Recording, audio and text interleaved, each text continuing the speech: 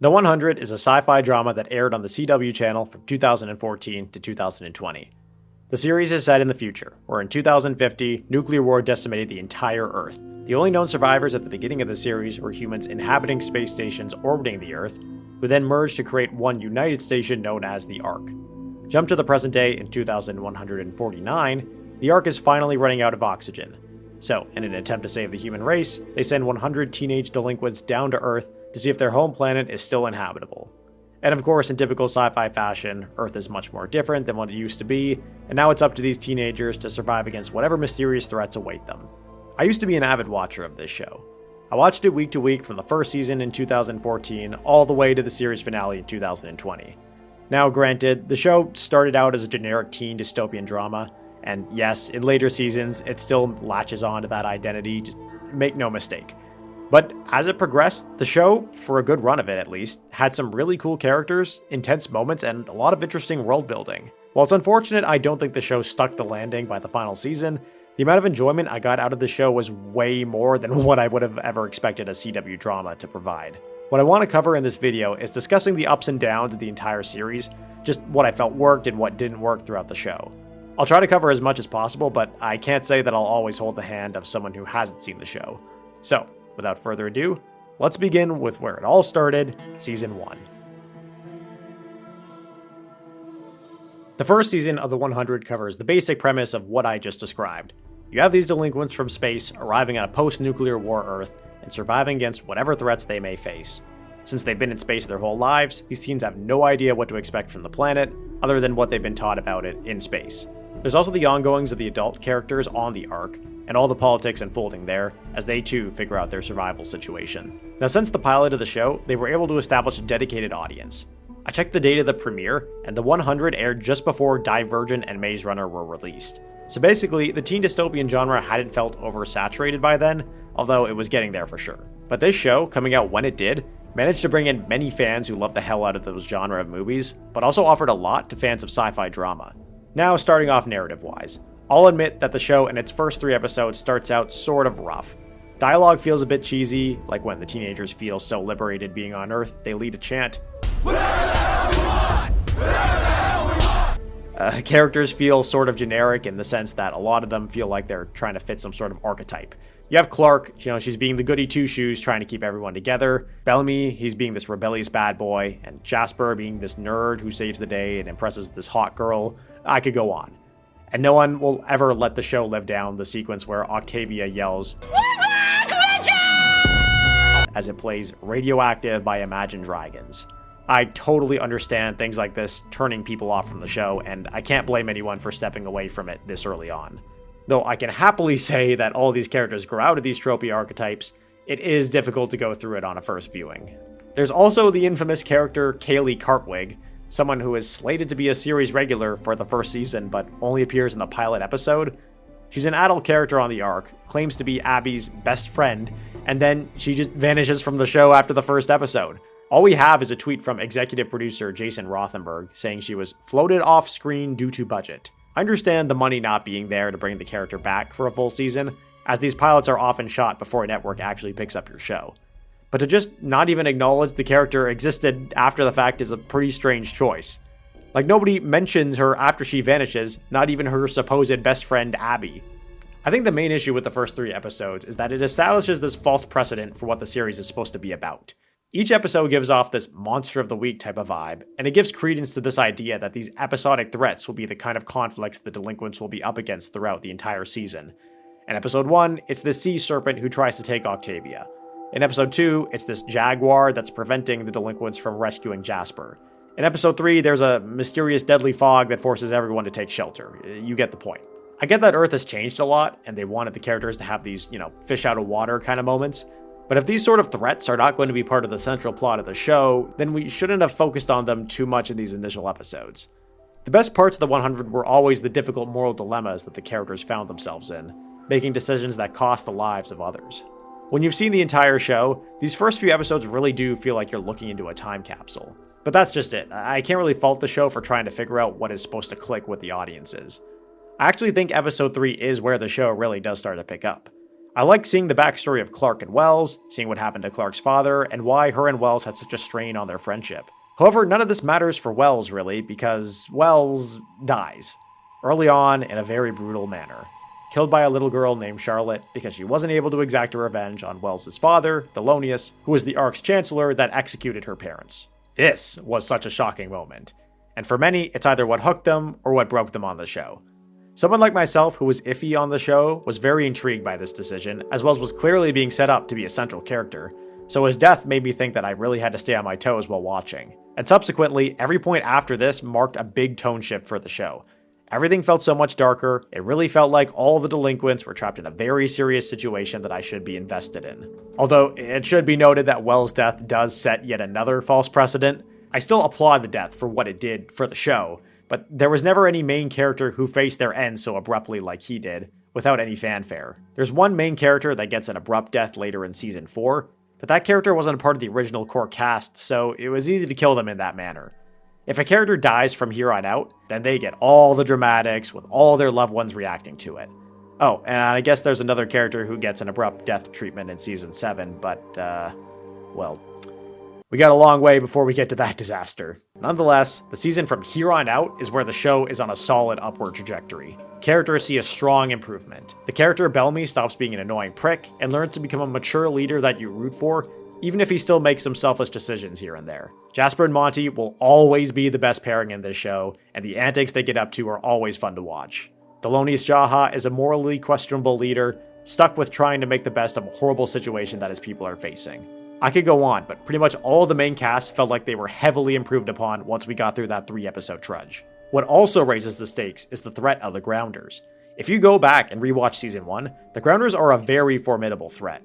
Most of that stems from the fact that they remain shrouded in this mystery. For most of Season 1, we don't really learn much about them, and only meet a few characters like Lincoln and Anya to help flesh them out. With the very little that we had to go off of, this unknown factor really made them feel like a dangerous threat to be reckoned with. I spoke previously about moral dilemmas in this show, and this is highlighted in Season 1's Episode 5 titled Twilight's Last Gleaming. Basically, the Ark sending down the delinquents was merely a band-aid on a bigger issue. They need more time to repair their support system, time that they don't have unless more people are expelled from the Ark. And since they lost communication with the 100 delinquents down on Earth, they don't know if Earth is survivable or not. They're left with the choice of killing over 300 of their citizens to provide the Ark with enough time to keep it afloat. At first, the plan was to remove oxygen from 300 of them in secret, but later it was asked to be a voluntary action. Eventually, the character Raven arrives on Earth and joins the rest of the delinquents, where she informs them of this culling predicament that the Ark is facing. So the delinquents hatch a plan to send flares into the sky to signal the Ark that they are alive and well. It's a race against the clock situation, and it ends with the 300 Ark citizens dead. And I was like, wow, they actually went there. For a CW drama, I would not have expected them to go that dark, but they did. They actually allowed all of those people on the Ark to die pointless deaths. Even if it was voluntary, it was all in vain, and that's really cool that this was the direction that the show went with. Now, I must say, there's a lot of massacres that happen on this show very often, and they only ever seem to affect nameless red shirts, but in most cases, they do succeed as these holy shit moments, and like in this case, it can be emotional. There's a subplot in this episode about a father saying goodbye to his daughter as he volunteered himself to be culled on the Ark. It really tugs on your heartstrings, and it makes this culling all the more tragic. Jumping forward, with the death of Wells early on, every moment feels tense like any of our cast could die in the blink of an eye. I think the show really gets going at the episode Unity Day, where we have our first official meeting with the Grounder Anya, who may or may not have been about to shoot at Clark with their bow and arrows.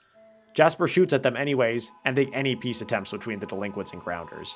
They kept the situation so morally gray. We don't really know if the hidden Grounders were actually going to shoot or not. The show plays a lot with the idea that there are no good guys or bad guys, just different groups of people doing what they can to survive in this messed up world. This is further exemplified in the attempted peace meeting, where Anya says that the flares the delinquents launched to alert the Ark citizens end up burning down a Grounder village.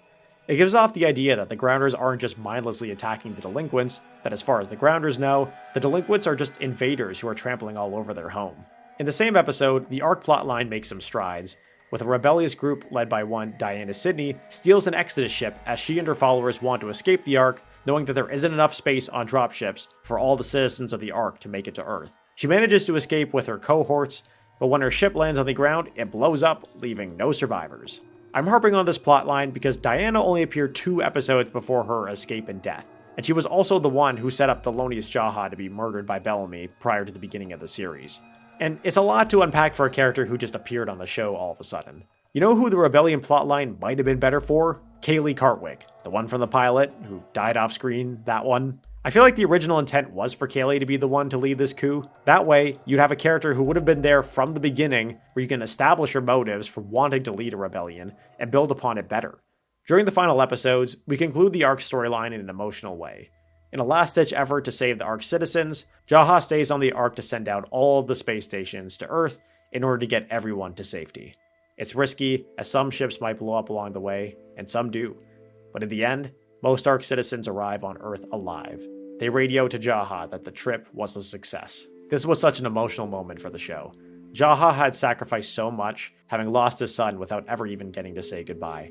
Now Jaha has only a couple of weeks of oxygen left to survive, all whilst the Radiohead song Exit Music plays in the background. It's just one of my favorite moments of the entire show. Then of course the climactic battle between the delinquents and grounders is super fun to watch. Again, with the grounders being as threatening as they are this season, the battle is super tense because it really feels like a hopeless situation for these teens.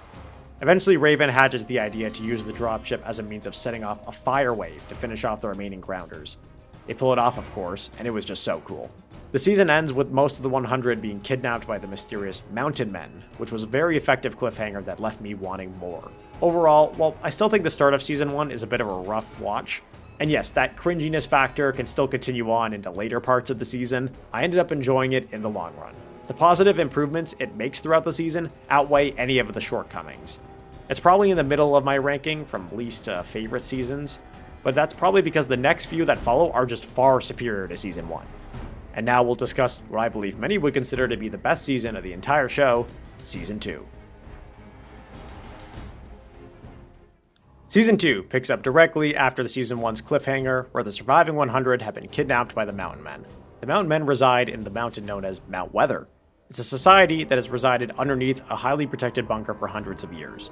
The plot of this season is about the remaining delinquents escaping from Mount Weather, whilst the Sky People on the outside attempt to make amends for the Grounders to help break out these delinquents. All the while, there's also a plotline surrounding the mysterious City of Light that some of our characters make a voyage towards to figure out what that is. This season just kicks ass. When I was watching it week to week, it really felt like the show was firing on all cylinders. I think what's so awesome about this season is that every character felt like an important part of any given storyline. Nobody felt sidelined. Clark, Octavia, and Bellamy all take a lot of initiative this season, all 3 being driving forces in the battle against Mount Weather.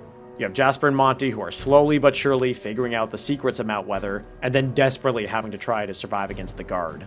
Kane and Abby have forged a new home for the Sky People known as Camp Jaha, and those 2 are now on full leadership responsibilities, working day and night to ensure peace between Sky People and Grounders. Every character is doing something interesting that moves the plot forward, and we as an audience root for every single one of them. The season kicks off with Clark, Monty, and Jasper, and most of the delinquents in Mount Weather. Civilization as we knew it had been maintained in Mount Weather, at least a society composed of those who you consider upper class during the pre-war. Everything seems normal and high society, and they try to make Clark and the others feel at home. Clark, however, calls bullshit on all of Mount Weather, and immediately goes looking for answers to prove that the place is up to something. And just like that, within 3 episodes, she discovers that Mount Weather is keeping Grounders imprisoned in cages. Seeing how messed up that is, she makes her escape from Mount Weather. Clark is just so much more entertaining this season. Having Clark break out at Mount Weather early on was the smarter decision writing-wise, as Clark's character just plays way better when she's on the offensive, as opposed to being held prisoner an entire season. Clark reunites with the Sky People at Camp Jaha to warn them about what's going on at Mount Weather, and the season really kicks off. The first half of this season sets up a lot of defining character arcs that will change many of our core cast for the duration of the whole series. There's Jaha, who makes his return quickly in the first few episodes. This, I'll admit, is not my favorite bit of the season. As I said before, I really enjoyed his big sacrificial moment in Season 1 to save everyone. Thankfully, they make up for this by giving him an interesting storyline in Season 2, but I'd be remiss if I were to tell you that I wish his story ended in Season 1. Although Isaiah Washington is one of the better actors on the show, so having him gone would be a loss. Then there's Octavia, who is now a force to be reckoned with. She loses Lincoln as he is kidnapped very early on in the season, so she's forced to act on her own. She was no longer the childish girl that we saw in the pilot episode. She was really growing into someone independent and not to be fucked around with. Then of course Murphy, who, yes, is probably my favorite character, I'll admit. He takes more of the limelight this season, at first working with Bellamy and other delinquents, slowly bringing about Murphy's redemption arc. A part of me wanted to see this character become a better person, so watching him keep his sanity when someone like Finn had lost all control was nice contrast to show how Murphy was becoming more of a decent human being. I know I'm sort of just rambling about characters and their highlights this season. That's because there's so much praise that I can throw at all of them. But there's a lot more to get to, so let's talk about our characters' opposition this season, since both antagonistic groups this season were standouts as well. You have, of course, the Mountain Men. It's interesting, as we know they don't really have the numbers or weaponry to hold off a grounder invasion, but they're so tactical and smart that they've avoided conflict with them for over a century now. It's just like how the delinquents feared the grounders in Season 1. So long as the Mountain Men continue to remain this mystery force to the grounders, they'll be too afraid to try to attack them. There's also a lot of nuance to the Mountain Men characters that I wasn't expecting to see. You have the president of the Mountain Men, Dante Wallace, and his son Cage. The whole purpose of having the delinquents brought to Mount Weather was because it was discovered that despite the delinquents coming from space, they are not affected by the Earth's radioactivity, and it's likely due to the delinquents having grown up around solar radiation in space their whole lives. Dante sees the delinquents as more civilized than the grounders, whom he finds detestable, and wants to keep the delinquents safe. Dante recognizes that they need their blood to enter the outside world, but would never want to harm or jeopardize the kids in any sort of way. Dante's son Cage sees it a bit differently. The timid ways of his father have garnered no results for the citizens of Mount Weather, and when Cage eventually has to sacrifice his father's life, he does so very bitterly. He loves his father, but he knows that saving the people of Mount Weather is far more important than his father's life. Since we had mostly nameless antagonists for the previous season, these two were a breath of fresh air that was needed for the show. Also, the existence of the Mountain Men alone builds upon elements of the last season very well, where things like the mysterious fog or the race of Reapers are actually things created by the Mountain Men to fend off any intruders. It makes the fog and Reapers stop being obscure episodic threats to being things that are actually part of the world building with interesting answers to their existence. Then in the Grounder camp, you have a lot of new faces as we get to learn more about them as well. As I said before, Grounders were mostly these faceless, nameless threats last season, which as I said worked well for Season 1, but we were due for meeting actual characters this season. So getting to meet all these Grounders, while still making them feel like a threatening presence, was very well done. As the season progresses, we get to learn the Grounders are not just one faction, but they are many different clans throughout the Grounder world, who all answer to their commander, Lexa. Ah yes, Lexa. At the time of first viewing, she was a character that I thought was cool, and I still do. And Lexa just blew up the entire fandom when she arrived on the show. So many fans love the character. Now, I don't carry the same attachment to the character as many other fans did, but I totally understand why everyone loved the character as much as they did, and how many considered her a wonderful representation of an LGBTQ+ character. Her storyline with Clark this season was great, and it also built a solid foundation for what was to come for their relationship in Season 3. Oh boy. The only pitfall of this season was the character arc of Finn Collins. Originally in Season 1, he had this laid-back, bad boy attitude, but then he wanted to see peace between the delinquents and the grounders. Then in this season, he sort of just goes nuts. He is very determined to find Clark and bring her to safety, because as far as he knows, the grounders have Clark and the other delinquents held captive. In one episode, Finn executes a grounder after interrogating him for bogus info. Then 2 episodes later, Finn is massacring an entire village, killing 18 grounders. As a 15-year-old watching this, I thought it was a very shocking and bold decision by having Finn turn into this mass murderer. But having grown up a bit, it was such a ridiculous moment that was not really earned for the character. Yes, I understand not everyone would be of the right state of mind in a dire situation like this. They were at war after all. But his massacre had basically reached jump the shark kind of territory.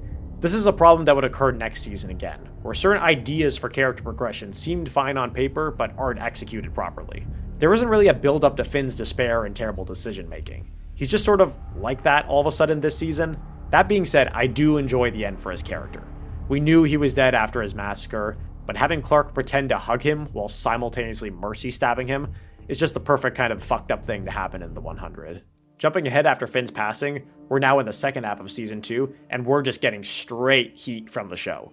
The Sky People building upon their peace with the Grounders, as well as training with them for the Battle of Mount Weather, are some of the best episodes of the 100's run. Then you have Bellamy going all secret agent mode to infiltrate Mount Weather and pretend to be a security guard for several episodes. That storyline is a joy to watch. Basically any moment where Jasper, Monty, Harper, and Miller are leading their own uprising against Mount Weather Guard is super fun to watch. When Jasper gets his revenge on Dr. Singh, leaving an elevator door open to allow radiation to kill her, was such a cold and awesome moment. Then there's also the plotline for the City of Light, which becomes the C plot in the last second half of the season. It has Jaha, Murphy, and some other sky people traversing to the unknown destination that is the City of Light. While yes, the Mount Weather conflict is most certainly the peak of everyone's interest, when the City of Light plotline came up, it never felt like it was taken away from the show. I was perfectly happy just watching Murphy and Jaha traverse the desert in search of an unknown sanctuary. Jumping back to the Mount Weather conflict, in the 12th episode, titled Rubicon, the Mountain Men drop a bomb on Taun DC where hundreds of grounders were stationed. And even if it didn't really result in the deaths of any named characters, it was another reminder that the Mountain Men aren't to be messed with. The 13th episode that follows, titled Resurrection, is a cool action episode where they have to deal with this Mount Weather sniper picking everyone off after the disastrous bombing of Taun DC. In the penultimate episode, Blood Must Have Blood Part 1, we have Lexa betray the Sky People in the end. She had united the 12 clans to fight the Mountain Men, but when the Mountain Men offered Lexa to give her back the imprisoned grounders, Lexa had to show to the other clans that she was a leader of her word, and that she would walk away peacefully when presented with a solution to a conflict. Her relationship with the Sky People and Clark was far less important than her role as a commander. Characters making these kinds of difficult decisions is what would come to define the show and what made it so great. And speaking of difficult decisions, we get to the conclusion of Season 2, Blood Must Have Blood Part 2, which I really think solidified the season as being the best. Without having the numbers or the grounder forces to back up the Sky People, the only way to save the imprisoned delinquents is to irradiate Mount Weather Bunker. Cage thinks Clark wouldn't toe that line, since that would mean killing so many innocent people in Mount Weather, some of whom have helped the delinquents in their quest to escape.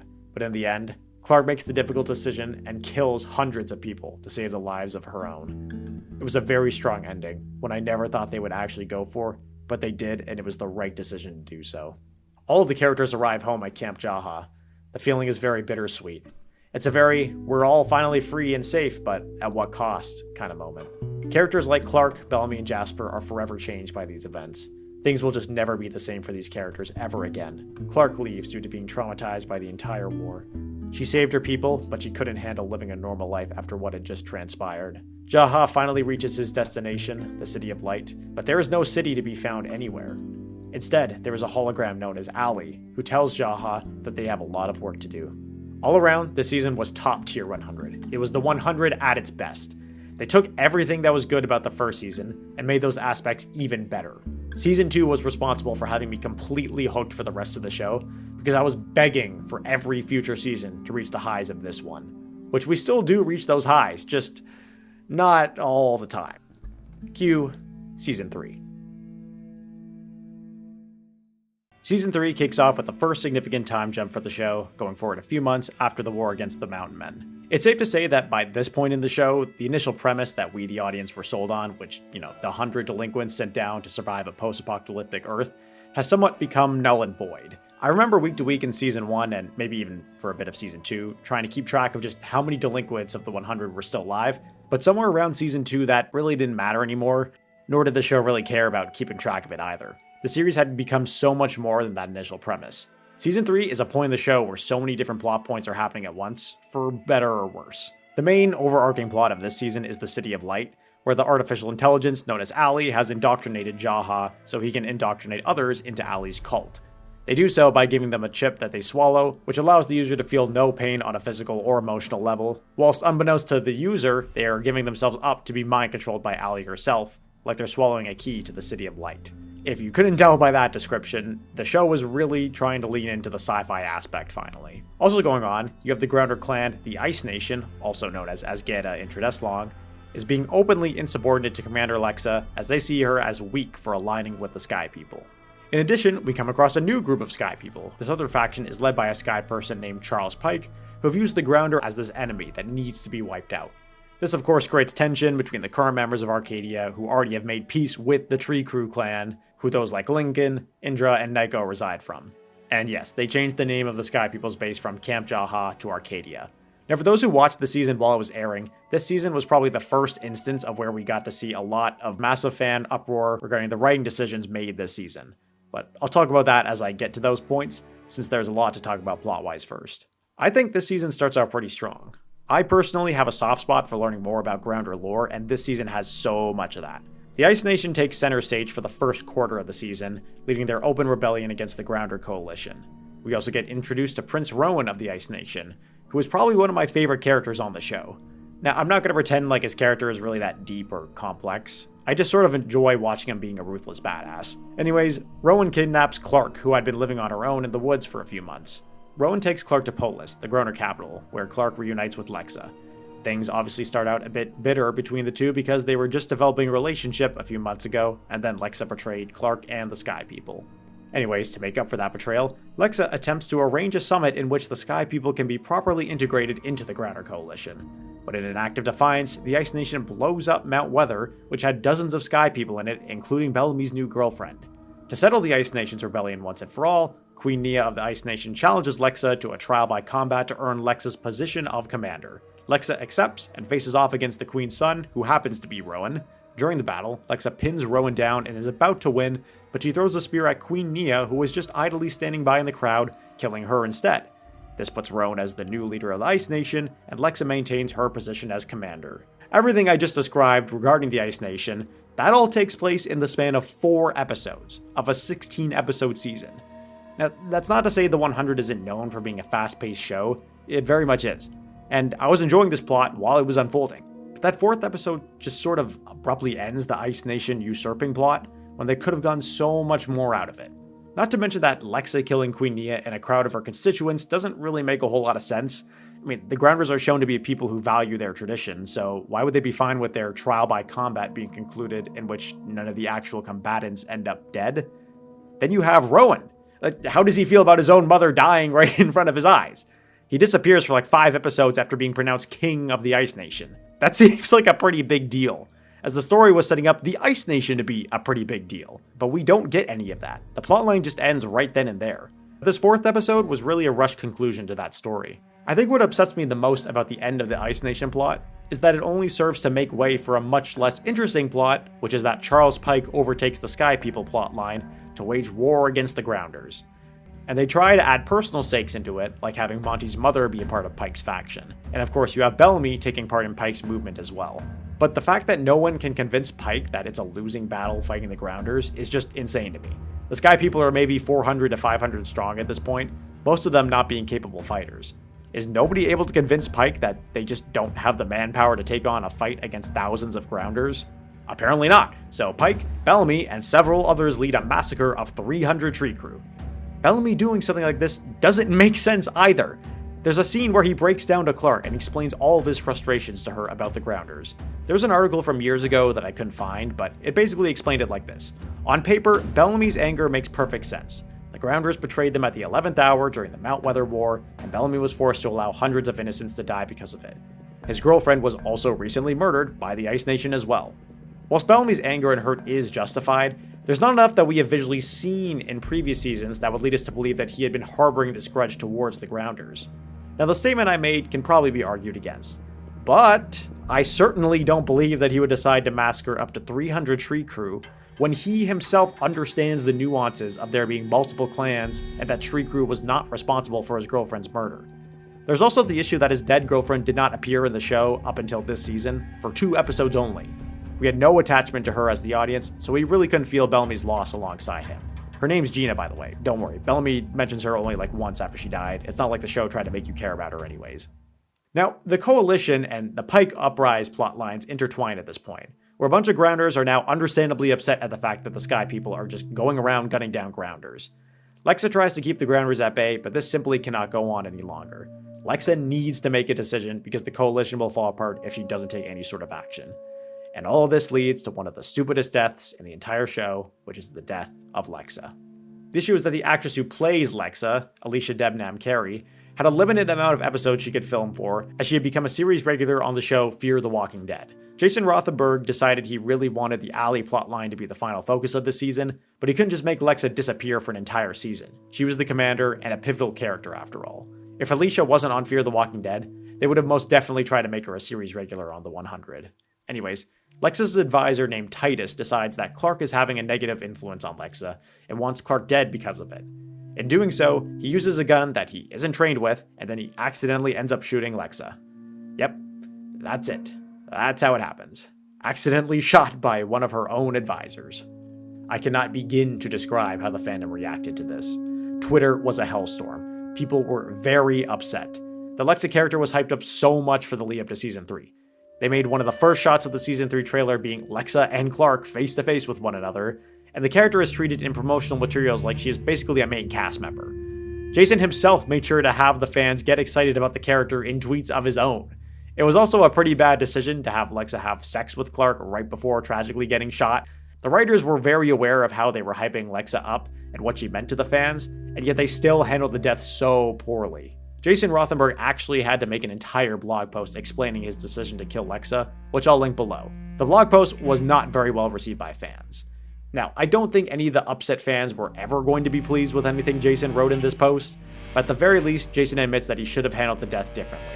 I remember Jason used to always live tweet during the airing of episodes, and he basically had to stop doing that for the remainder of Season 3 since his replies were people just dogpiling on him all the time about Lexa. Unfortunately, we now have to cut back to Arcadia, as it's gotten to a point where Pike has basically assumed all control over the Sky People, with the likes of Kane, Abby, and Octavia being among the dissidents. This plotline with Pike's rise to power is what kills the character Lincoln. And it's like, why? His character didn't even have an arc this season. All he did was sit around in Arcadia with absolutely nothing to do. Because, oh yeah, you guessed it, even more behind-the-scenes drama. Ricky Whittle, who is the actor for Lincoln, did a podcast where he explained that the character Lincoln wasn't supposed to die, that there was an entire plot line for him this season that was scrapped in favor of him just sitting around Arcadia not doing anything. Is that basically Jason Rothenberg abused his position to make my job untenable. What he did was disgusting, and he should be ashamed. He was professionally bullying me, cutting out all the storyline that I was supposed to be doing, cutting lines, cutting everything out, trying to make my character and myself as insignificant as possible, to the point where it was starting to get me down. Whittle claimed that when every time scripts would come through, Lincoln would be doing absolutely nothing each episode. Ricky Whittle tried to speak to producers on set as Jason Rothenberg wasn't there all the time, but the writers always deferred him to Jason Rothenberg, who wouldn't respond to Ricky Whittle's emails. It got to this point where Ricky just decided to take the lead role on another show called American Gods, and the CW was more than willing to accommodate him after they saw he was basically doing nothing for all of Season 3. Now, it's unclear what went down between Ricky and Jason. Ricky is the only one who has publicly commented on the situation, so if any of it's true, it's unclear as to why Jason would have done all this to begin with. Unless a day comes where Jason explains his side of the story, which will never happen, it's unfortunately just another bad look for our favorite executive producer. And it really sucks for Ricky. In that interview, he talks about how leaving the show felt like the equivalent of being forced to leave people he considers friends and family. Now, behind-the-scenes drama aside, another reason why I don't like the Pike Uprising plotline is that it's yet another plotline that has an abrupt ending. Whilst Pike and his closest confidants were out in the woods, they get ambushed by grounders and kidnapped to be taken to Polis. And while everyone was away from Arcadia, the City of Light cultists brainwashed everyone, so now all the Arcadians are aligned with Allie. And it's just all too quick. We spend so much time on Pike's plot, and for it to just end with having Allie plotline just shafted to the side, it's very unsatisfying. Like, don't get me wrong, I'm glad the Pike plot is over, but I would have at least wanted to have a somewhat interesting conclusion. It also doesn't help that in the following episode, Monty is forced to kill his brainwashed mother because she's about to kill Octavia. It's a very emotional moment for his character, but I find that it's ruined by the fact that it's the brainwashed version of his mother instead of his actual mother. Monty was clearly ideologically opposed to his mother's way of dealing with the Grounders, so for the final payoff of their relationship to be him killing the Allie brainwashed version of his mom, when she was not involved in the Allie plotline up until like an episode ago, is just disappointing. Here you had the perfect chance to create some interesting emotional stakes with the Pike plot, but instead, his mom gets swallowed up in the Allie brainwash stuff. Now mind you, and I mean a big now mind you, you'd probably be surprised to hear that after everything I just ranted about, you have a pretty banger season from here on out. The Season 3 Episode 11, titled Nevermore, is Classic 100, where Raven is now under control of Allie. Allie uses Raven as a proxy to air out everyone's dirty laundry, all the difficult decisions characters have made, just to drive tension within the group. It's great because Allie also calls out the weird writing from earlier as well, like Bellamy massacring tree crew members who were just there to protect him. Erica Sarah is just awesome as Allie. She'd been doing a wonderful job leading up to this point, and this episode is where she really shines as the character. The following episode, Demons, was a great return to one of my favorite minor characters, Emerson, who is the lone survivor of the Mountain Men and is out to kill all of Clark's friends, I love the moment where Clark uses the flame to destroy the inside of his head. It's a brutal and bloody moment with an awesome way to show how the flame really fucks up someone who doesn't have night blood in their system. Then in the episode Join or Die, we get a much needed Pike backstory which fleshed out the character super well, showing how he was responsible for teaching the kids the skills they need to survive those first few weeks alone on Earth. You also have Kane being a total bamf, refusing to take Allie's chip whilst nailed to a cross. And then, of course, the two-parter finale of our ensemble cast storming Polis to take down Allie once and for all was top tier 100 action. Clark's visit to Allie's virtual City of Light was very cool, and having Lexa there to protect her was a perfect cherry on top, to provide at least some resolution to their relationship. Although something does feel amiss here, and that's Clark saying, "I love you," to Lexa before leaving her. That line was very clearly added during post-production. It probably wasn't actually in the script. It's pretty telling because we don't see Clark's face when she says, "I love you" to Lexa. There is not a more incorrect way to do an "I love you" scene by not showing the character's face when they say it. It had to have been added after the fact, as damage control to all the backlash the show had faced leading up to the finale. We conclude the season with Clark receiving the news that the world is ending again, and the only viable way to save everyone is to take Allie's chip and live inside her virtual world, but Clark of course refuses and shuts down Allie's entire network, freeing all of those affected from her mind control. Overall, this season was a tell-all that they were biting off more than what they could chew. There were too many plots trying to be jumbled at once when the season desperately needed a bit more focus, and when we got focus by the end, it was better for the show. Yes, despite all my shit talking I've done about this season, I actually do enjoy the start of this season and the majority of the second half. I spend as much time on the shit talking because of how much I love the show. It's just that those middle episodes of season 3 had some messy writing choices that really soured things.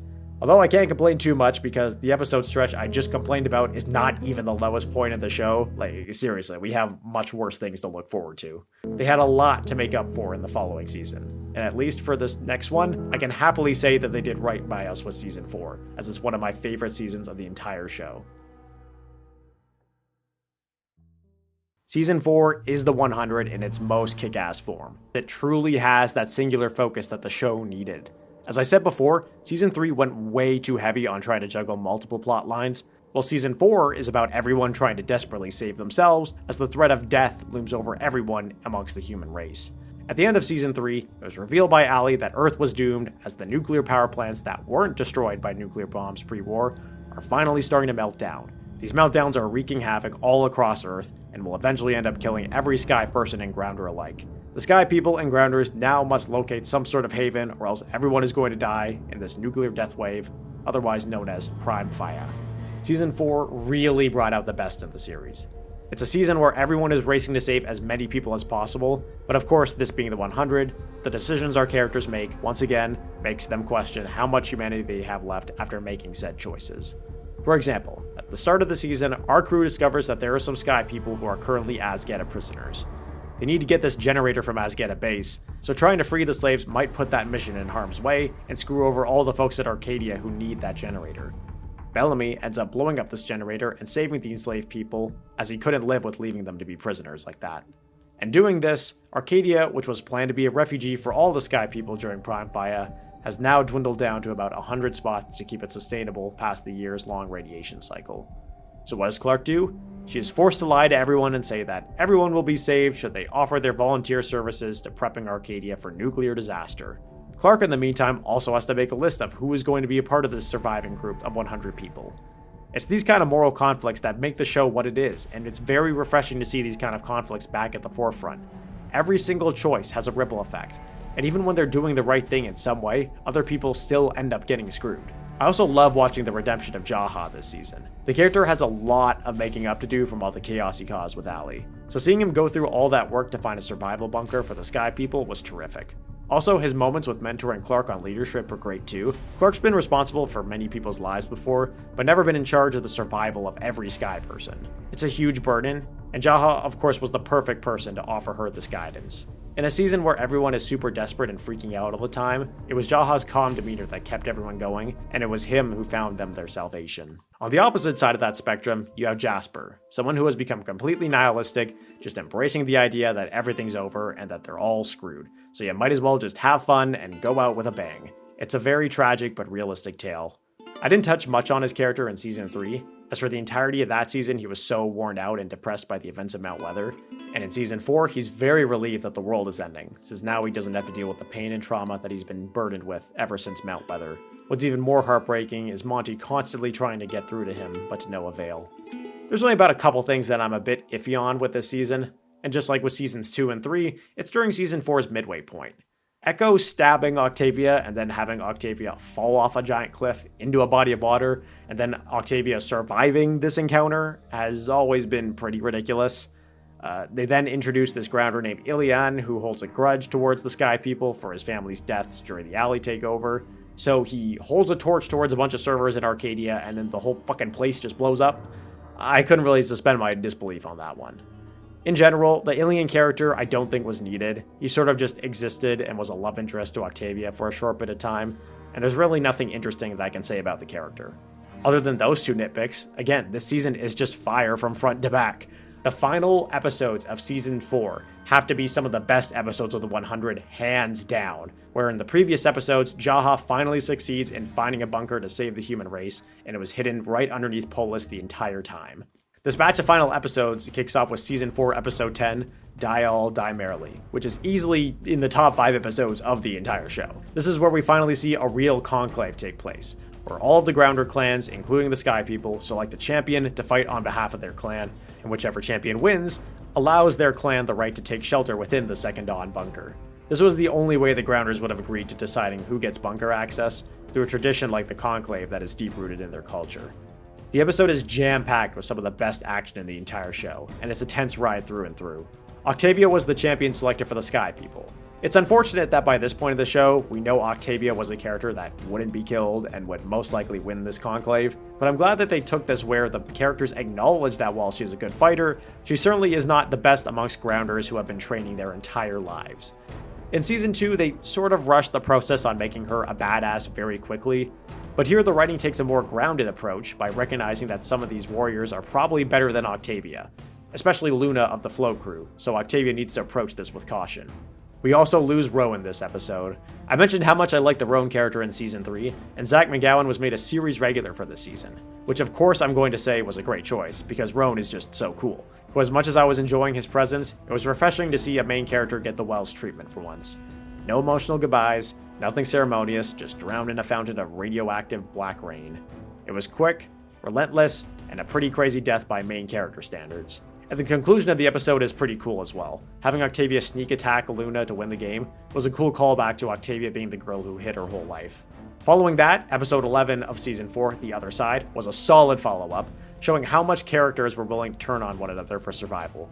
Clark, Jaha, and Abby and all the other Sky People had snuck into the bunker whilst the conclave was taking place.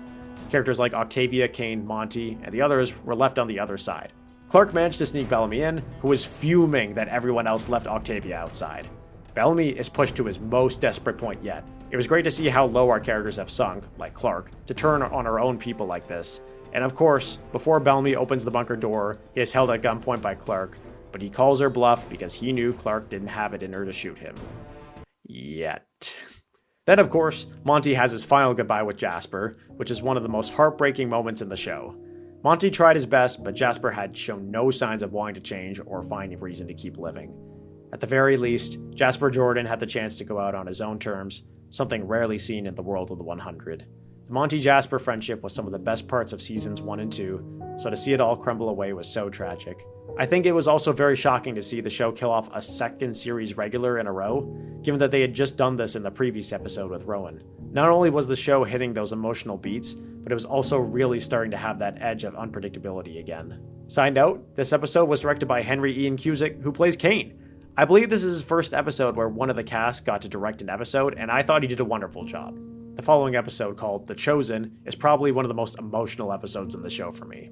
Now that the Grounder clans have gained access to the Second Dawn bunker, the Sky People who had stolen the bunker with their several hundred now must whittle that number down to 100 survivors, which, yes, ironically enough, is the exact same dilemma they had when they were trying to find safe haven in Arcadia. Now, yes, obviously they had just killed off 2 series regulars in the previous 2 episodes. There was no way in hell anyone that significant was going to die this episode. But there was something so difficult about watching this scenario play out. There have been a lot of instances on this show where a few hundred characters just up and die from some massacre.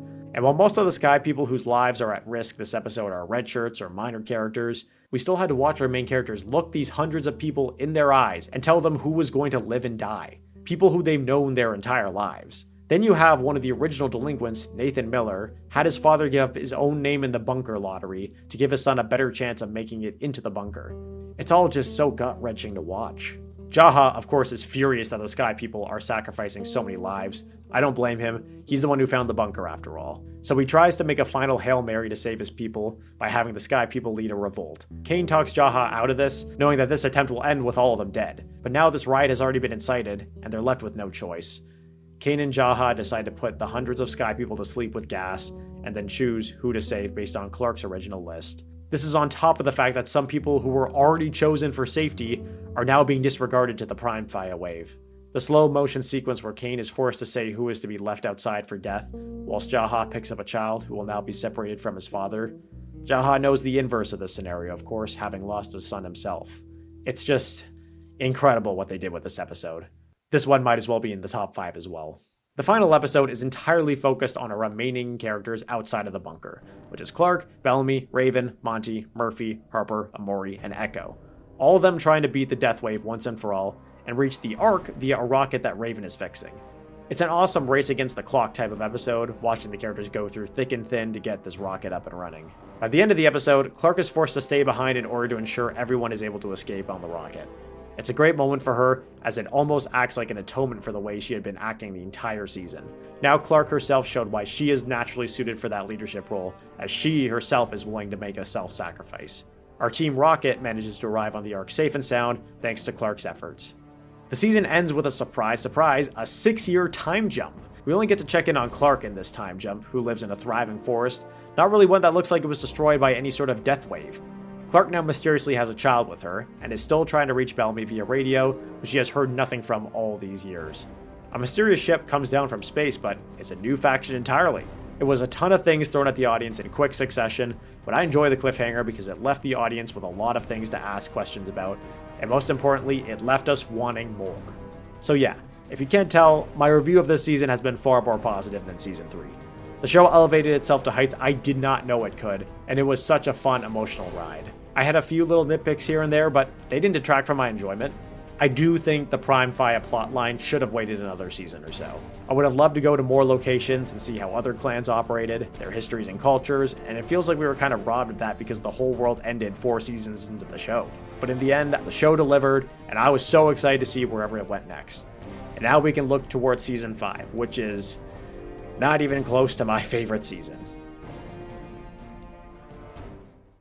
Season 5 picks up at the 6-year time jump that we just saw in the Season 4 finale. Most of the world has been decimated by Prime Fire, and now all of the characters are in many different places with completely new allegiances. Clark had found a child named Maddie, who also possessed Nightblood. Bellamy and the others on the Ark are basically like a family now. And then you have Octavia, who has earned the title of Blood Reina, converting everyone down at the Second Dawn bunker into one crew, with her faction having become a deadly force. The opposition of Season 5 are the Aegis prisoners, the ones who were aboard the UFO we saw during the Season 4 cliffhanger. They're a group of pre-war convicts who were sent into space as punishment to mine asteroids. After living in cryostasis for hundreds of years, they have only now returned to Earth in its post-apocalyptic state. The central conflict for Season 5 is that the only inhabitable space left on Earth is this forest known as the Shallow Valley, which Prime Fire missed during its nuclear death wave. The battle this season is between the Aegis prisoners and Octavia's one crew. It's a war between the two to see who will control the one patch of green land left on Earth, which is the Shallow Valley. Season 5 is a difficult one for me. Upon rewatching the show, I realized this season was the one that I remembered the least. I knew it was one of my least favorite seasons, but it had been blocked from my memory for so long that I couldn't remember why I felt that way. Maybe the fact that I'd forgotten so much was my tell-all that it was a boring season, but that wasn't enough for me. I was eager to watch this season, but only to see what exactly had upset me so much with it. I was starting to doubt myself in the beginning, because the season does start out strong. We get to see Clark wandering the world by herself. She visits all these previous locations from the show, which are now just these relics. Places like Arcadia and Polis, which I thought would have been staple locations for the show, but they were just gone, just like that. What was going on in this premiere was the lowest moment for the Clark character up to this point. Whether it be her finding Jasper's letter and his iconic goggles in the ruins of Arcadia, or her failed attempt at reaching the Second Dawn bunker, only for it to be covered in complete rubble. I probably could have done without the desert scene where Clark is screaming out loud to herself, I've lost everything! I lost my friends! My father! My mother! as she then coincidentally is hundreds of meters from the safety of the shallow valley. Sometimes the show needed to be a bit more subtle with its dialogue. But honestly, I could watch an entire episode of Clark just exploring a desolate wasteland. It was a very great opening. Within the shallow valley is where we are introduced to Maddie, who basically becomes Clark's daughter. When I first met the character, I was just indifferent. I didn't like or dislike Maddie, but was open to seeing what purpose her character would serve going forward. Although, make no mistake, Maddie's presence in this series would lead to the biggest issues the show would have seen in this season and future seasons. We'll get to that specific topic later in this section of the video. I'll say it right now, because apparently this is mandatory in every character critique these days. Nothing I am saying about Maddie's character is any fault of the actress. She did a good job as the character. It's mainly her overimportance within the narrative that begins to create problems for the show overall. Halfway through the premiere episode, we also get to see the survivors of the Ark's perspective, who according to the wiki, we'll call them Space Crew. Bellamy has entered a relationship with Echo, Monty's still with Harper, and Murphy broke up with Amori and has carved out his own spot on the Ark. Space Crew also notices the Elitist prisoners flying towards this green patch on the Earth, and that prompts our Space Crew to want to dock on this mysterious ship and potentially revisit Earth to see what's going on with it. The following episode, Red Queen, we get the backstory of one crew in their initial days in the Second Dong bunker, or at least we get a piece of the equation for now, with more flashbacks being shown later in the season. The bunker survivors were not able to exit the bunker, as Clark had discovered in the premiere episode that the Rebel of Polis was trapping everyone underneath. One crew is now forced to take drastic measures by cutting rations in half, leading to many revolts. A section of Sky people led a revolt, going in line with the penultimate episode of Season 4, where many Sky people believed that the bunker was theirs by right, and did not belong to the Grounders. In this episode, we finally lose our second Jaha, Thelonious. I wasn't too shocked by the death, as it was announced behind the scenes that Isaiah Washington would no longer be a series regular on the show. By the end, Kane and Abby have a very tender final moment with Jaha. Hearing him say that he wanted to be with his wife and son was a touching final moment for the character. Jaha also had a final moment with Octavia. He instills in Octavia that she must take control of this rebellion and prove to everyone why she is the leader of one crew. Octavia confronts the Grounders, wanting to stop the Sky People's rebellion. She tells them that they will be stopped, but they will not mindlessly slaughter everyone behind that door. It's her way of establishing that she is the law of this bunker. When the Grounders don't like what she has to say, she slices down a dozen of Grounders, one by one, every time repeating the phrase, You are one crew, or you're the enemy of one crew. Choose. It's badass and one of the coolest moments of the whole show. Octavia, who was previously known as Sky Ripa, has now taken on the title Blood Reina. Octavia then enacts her new rule of law, being that if you commit crimes against one crew, you must fight to the death within this battle pit they've created. It's cruel as hell. Skip ahead to the next episode. Clark is kidnapped by the Elitist prisoners on Earth, while Space Crew takes control of that Elitist ship that still holds many Elitist prisoners in cryosleep. Bellamy uses these hostages on Elitist to leverage for Clark's safety, as well as to remove the rebel on top of the Second Dong bunker. The Elitist faction complies, and reunites all the characters with one another. It's only after everyone's freed from the bunker that the real plot of the season begins. The remaining prisoners are freed from cryosleep on the Elitist spacecraft, so Bellamy loses all leverage. Anyways, the prisoners leave Polis to take over the shallow valley, while one crew is stuck in Polis. And it was here where I remembered what I ended up disliking so much about this season. I just find the idea of fighting for a shallow valley to be so boring. It's disappointing that the plot of the season is about everyone fighting for a patch of grass. I mean, it makes perfect sense, like, yeah, I'm not a fucking idiot. It's like the only livable place you'll find on Earth. It just feels like such a boring plot to be building towards, knowing that there's 9 episodes to go for Season 5, and this is the plot that we're going to focus on. I haven't really talked about the villains this season. I guess I didn't really care for them at the time. You have Dioza, who I thought was a cool character. I always found her terrorist label to be kind of a bit disproportionate to what we actually end up seeing from the character. She definitely proves that she's not to be fucked around with, but I never saw her as the level of Hitler or Bin Laden as she would later be compared to in the show. But I must say, I really came to like the character come Season 6 and 7. Then you have McCreary, who is just forgettable. I didn't care for him back on my first viewing, I certainly don't care for him now. Then there's Miles Shaw. He is the guy you can easily predict will be a turncoat good guy. He's cool for his pre-war knowledge, but that's kind of as far as my care for the character goes. I think what later on doesn't work is having McCreary be the main bad by the end of the season, when he was the least interesting of the prisoners' crew. They should have just stuck with Dioza until the very end, in my opinion. Space Crew was separated after rescuing the one crew members, so eventually Echo reunites with Bellamy, and oh boy, Now we have Octavia, who is understandably upset at seeing Echo in a relationship with Bellamy. You know, Echo being the one who betrayed Bellamy and got over 30 sky people blown up, and then almost succeeded in killing Octavia. Look, I can understand Bellamy falling for her over the course of 6 years. I mean, there's not that many people on the Ark when they were trapped up there. But we barely saw any of it. Space Crew didn't get any flashbacks, and they're all just sort of a family now. But it's not like flashbacks would have saved this Rush relationship anyways. The idea that we're supposed to think Octavia is being unreasonable and acting like evil Blood Reina towards Echo, when Echo has repeatedly done all of these characters dirty before. It would be kind of absurd not to side with Octavia here. Even Octavia has to tell Bellamy that Echo is responsible for his girlfriend's death. You guys remember Gina? You remember that one? This Octavia Echo issue is a symptom of a bigger issue this season. Jumping ahead at the end of season 5, and don't worry, we're not at the end yet. There's still lots to talk about here. They claim that this season is the end of book 1. You know, whatever the fuck that means. And everything in season 6 onward is book 2. Let's say we actually take this book thing seriously. I think book 1 should have capped off at the end of season 4, with season 5 being the intro to book 2. Why? Because season 5 completely reshifts character relationships and dynamics through a time jump where we only see very little of their lives in that time frame. And this shift in relationships is for the worst of things, I must say, as we just saw with the Bellamy Echo Octavia situation.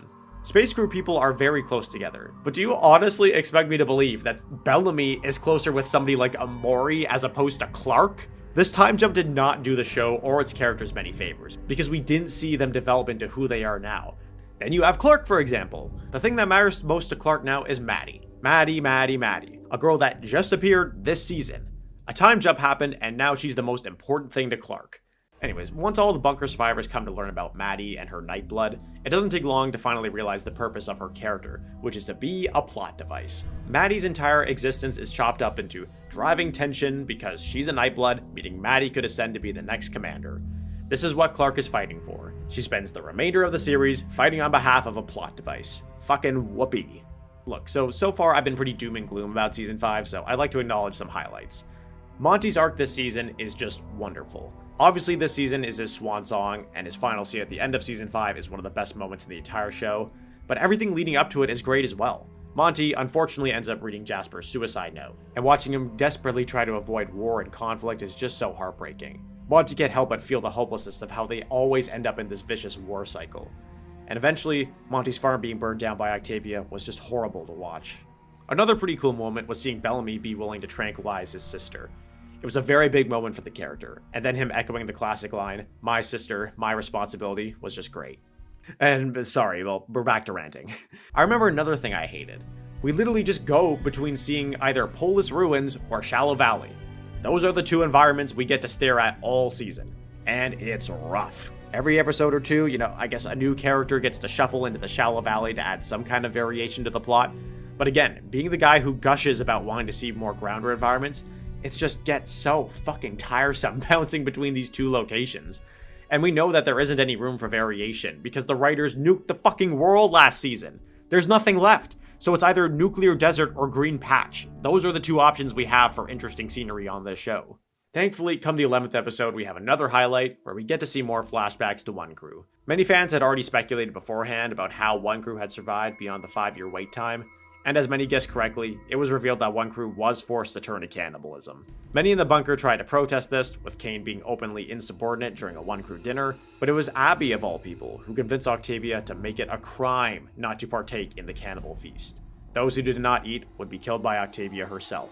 Revisiting this season, I can happily say this time around, it was way better knowing why Octavia was acting so sinister all of season 5. I was so happy she didn't become Blood Reina as a result of some power trip she got from being the leader. Clark and Kane both also make moves to betray Octavia.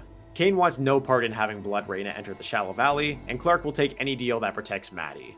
Everyone ends up hating Clark for this choice, and Kane gets fucked up royally by one of the prisoners named Vincent, basically putting his character out of commission for the remainder of the series. A final battle for the Valley takes place, which has pretty cool action, I'll admit. Maddie has assumed control over One Crew after being passed the torch by Octavia. But after everything this season had been leading up to the question for who gets the Shallow Valley, well, none of it even matters, because McCreary announces, "Oh yeah, I had this bomb in space the entire time and I'm just gonna drop it on the Shallow Valley out of pettiness." So he does that, and everyone is forced to evacuate. They kill McCreary, and everyone vacates Earth once and for all. Prisoners and one crew survivors both board the ship to escape this fate. This is the other point of contention I have with this season. None of this even mattered. It was pointless. McCreary just pulling a bomb out of his ass to destroy the thing everyone's been fighting for just felt so anticlimactic. At least Monty once again gets another great moment before boarding the getaway ship, as he helps bring a wounded Murphy to safety at the last second. A great callback to how Murphy helped carry Monty at the season 4 finale.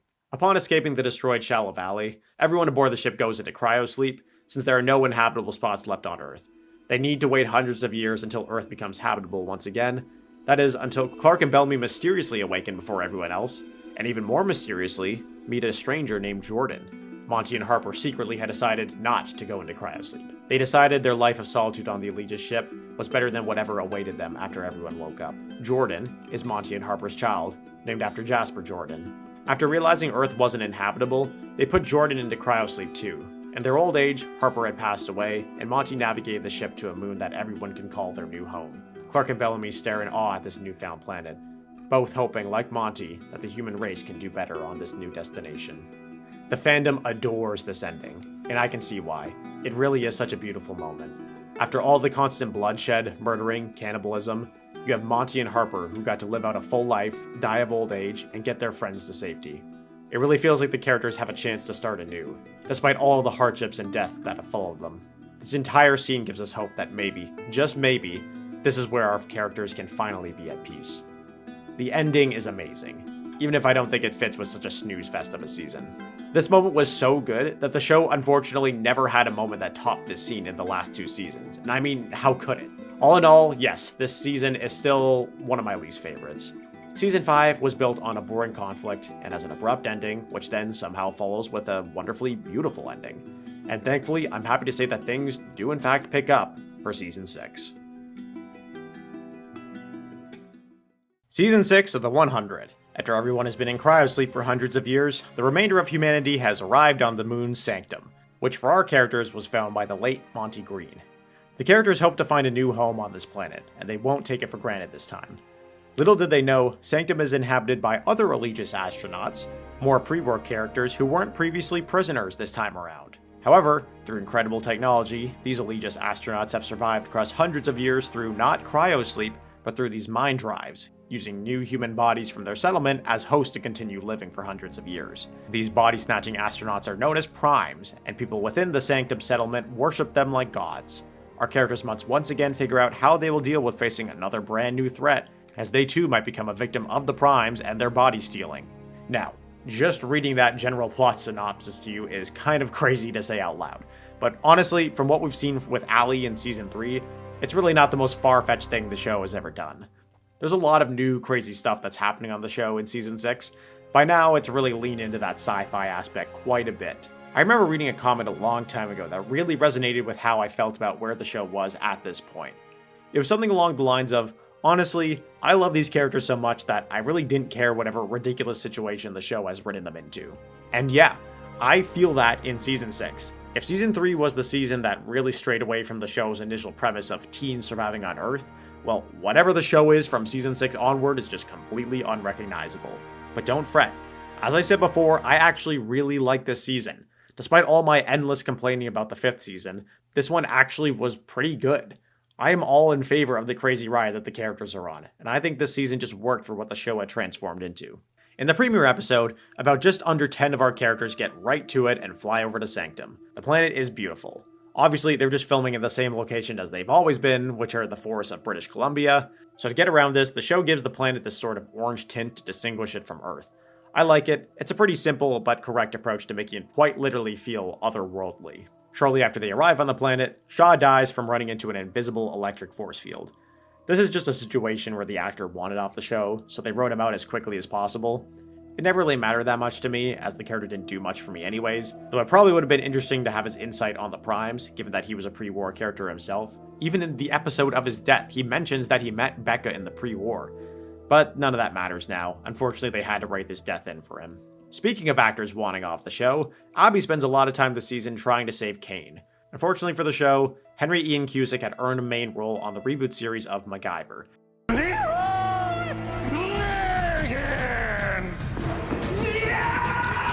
and was to be written off as well, but it would occur much later within the season. After briefly waking up in the premiere, he would start uncontrollably choking and bleeding, then being placed back into cryosleep for most of the season. It's a shame since Kane was always one of my favorite characters, so I feel like I would have rather he got killed in Season 5 than to have this storyline with him drag out for 10 episodes, but I'll talk more about his death when we actually get there. A bunch of the characters, now minus Shaw, arrive at this empty settlement. It's a very eerie and creepy setting, and no one knows why it's been abandoned. Eventually they realize why the area has been vacated, as there is currently a red sun eclipse that's been above them the whole time. This eclipse causes a psychotic toxin to be released into the air, making everyone want to kill each other. So what follows is one of my favorite episodes of the show, Red Sun Rising. The whole episode is just so much fun to watch. Our characters are fully aware that they're all going to try and kill each other at any moment, so seeing them try to figure out the most safe way of not killing each other was very entertaining. It's especially fun for the audience because we're trying to guess who is going to become an enraged killer next. They're chaining each other to walls, and they're not trusting anything that anyone is saying because nobody knows who's been corrupted by the toxin. You have this emotional moment where Clark is contacting the Allegiance ship via radio, and her mother picks up. It's clearly the toxin that's talking to her, and it starts taunting her for all the terrible things that she's done. Clark is not looked upon favorably by her friends as of late. She made a lot of decisions that screwed over a lot of people in Season 5, and she wants to do better this time around. Unfortunately, Clark, whilst listening to this imaginary voice, is about to cut open her throat, but Murphy has her at gunpoint and convinces her not to do it. Although Clark hasn't fully turned to the toxin, the real Clark also struggled in that moment of not knowing if she really wanted to end it all right then and there. The decisions she's made up to this point were really starting to weigh on the character. In the same episode, there are some new humans that invade the Allegiance ship, where the remainder of our characters are residing. This is great because the show is finally starting to have both A and B plots that were both very engaging, something that had been missing for quite some time. Needing assistance, Raven wakes up Dioza to assist with these invaders. Like I said before, Dioza only started to grow on me as a character from Season 6 onward. Yes, it's much easier to root for the character when they're actually alongside our mains, but she is so good at being a ruthless tactician that it feels good to just have her alongside our team. They defeat the invaders, and one of them turns out to be a Prime, which we the audience don't actually know what that means yet. Back on Sanctum, as the Red Sun saga concludes, everyone manages to fall asleep after Bellamy almost murders Murphy. Our spaceship characters return with their one Prime hostage, and then the humans that actually reside on this settlement finally show up, arriving at the chaotic situation one crew has found themselves in. A young girl steps forward, asking Clark and company if they were there to take them home. Well, I have to say, this show must be pretty good if I've been this thorough in describing 2 episodes of the season so far. And yes, the 100 is back. The characters being on the planet Sanctum sort of acts as this reset to the fish out of water angle they had in the first season, but now the characters are their more grown up and interesting versions of themselves, so it plays better. The 3rd episode, we finally meet a bunch of new characters, those being most of the Primes and citizens of Sanctum. They all seem like fine folks for now, but in time we'll quickly find out how sinister they really are. J.R. Bourne is easily a standout as Russell Lightbourne. What they do with him next season is a waste of his talent, but Russell for this season is definitely great to watch. The character has such an interesting moral compass that you almost want to root for him sometimes until you remember that he murders innocents to continue living through their bodies. He's a great character and a great antagonist for this season. We also get introduced to the Children of Gabriel, a faction led by a mysterious figure known as the Old Man. The faction itself is just whatever, I'm more fascinated by the Old Man character, but we'll see him later on. Unfortunately, one of the weaker parts of the last 2 seasons is that the new factions don't really feel like powerful threats like the Grounders, Mountain Men, or Allie did. We already know characters like Octavia, Dioza, Echo, and many others can dispose of them like nothing, so tension is kinda lost there. Now Russell is fully willing to kick Clark and company out, as Jordan naively told the Primes about all of the characters' mass murderings throughout the years. This is until Russell discovers Clark is a Nightblood herself. The 4th episode is where the real kicker of the season begins. Up to this point, I like how vague all the Sanctumites and Primes have been with their language use. They talk about Primes and blood flows through them and naming days, all these things that don't really mean anything to the characters or the audience, and it makes sense for them to talk that way and not immediately clue anyone in on what's going on there. Although all the citizens do act pretty cult-like, our characters just sort of go along with it since they seem like nice enough people, and this colony with the Primes is really the only place to live on this moon. Sanctum throws this dance party where Jordan is getting it on with his new friend Delilah, and Clark is also getting it on with his doctor Cillian. Everything seems like a good time, until Clark is tranquilized by said doctor and is promptly taken to Russell. It was stated prior to this season that this would be the most challenging point in the show for Eliza Taylor as an actress, and we find out why in this 4th episode.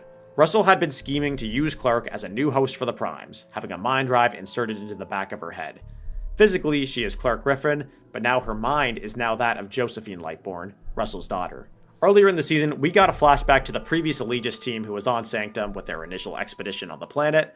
Well, these are the exact same characters, just having lived hundreds of years through various different host bodies. Eliza Taylor had the job of playing an entirely different character for a good chunk of this season, and it's entertaining as hell to watch her play Josephine. In episode 5, we get to know Josephine, and Josephine is unhinged. The first thing she does is kill her best friend.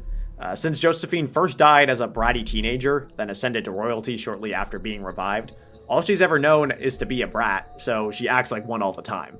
Well, I don't think I can entirely believe that someone would continue to act like a teenage brat after hundreds of years. Josephine is just too much fun to watch on screen to even bother caring about something like that. Russell tasks Josephine with having to pretend to be Clark around all of Clark's family and friends, so that the Primes can find out if there are any other Nightblood hosts amongst one crew. It's fun seeing how out of her element Josephine is in these situations. She goes in looking for info and is immediately treated to Gaia speaking her intro desk long.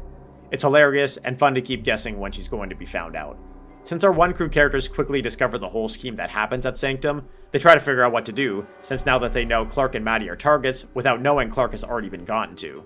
Bellamy and Murphy are the only ones to know this truth for a bit. Bellamy is in prison, but Murphy is offered the role of becoming a Prime, and he is actually interested in this.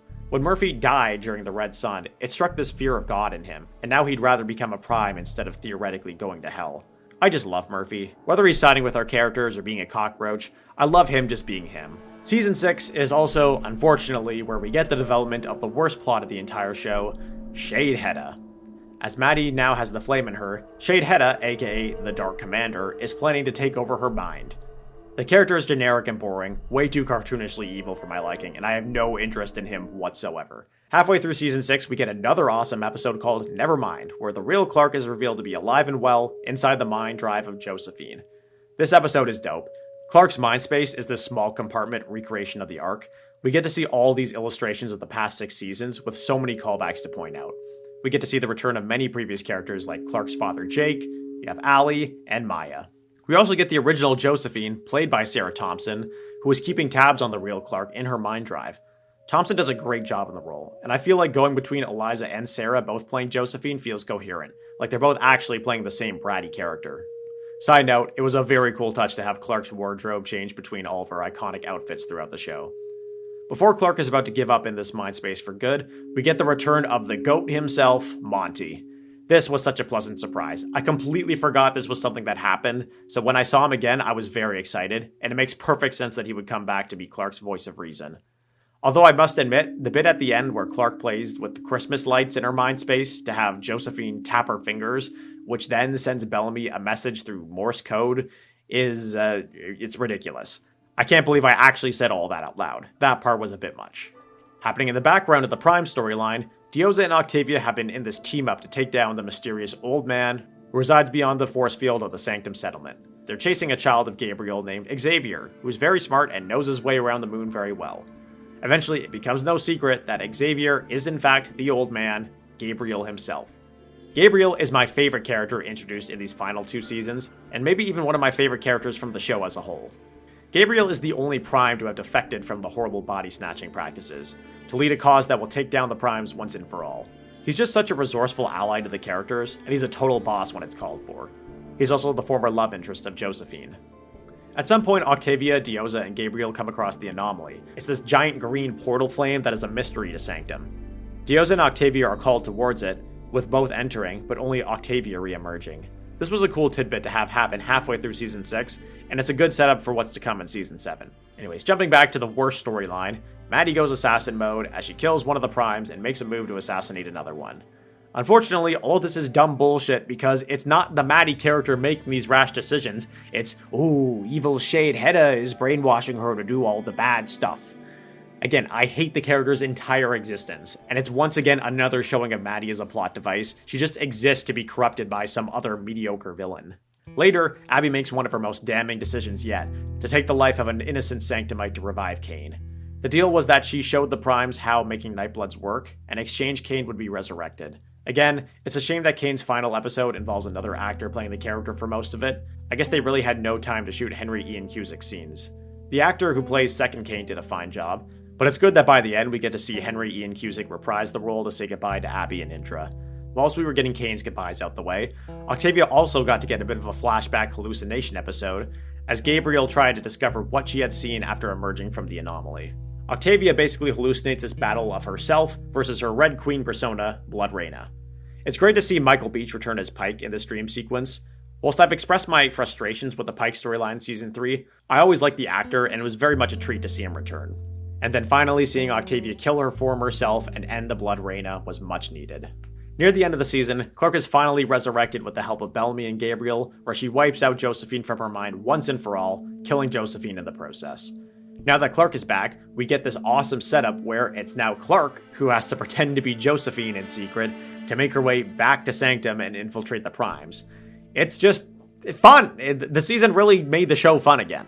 Although that fun doesn't last, as it leads to one of the more darker moments on the show, as Clarke is forced to see her mother be transformed into a Prime, then having to kill said Prime-controlled mother. It just falls so perfectly in line with how messed up and dark this show can be. Having to lose your mother once, and then in a way be the one who kills her a second time, it must be an indescribable kind of pain.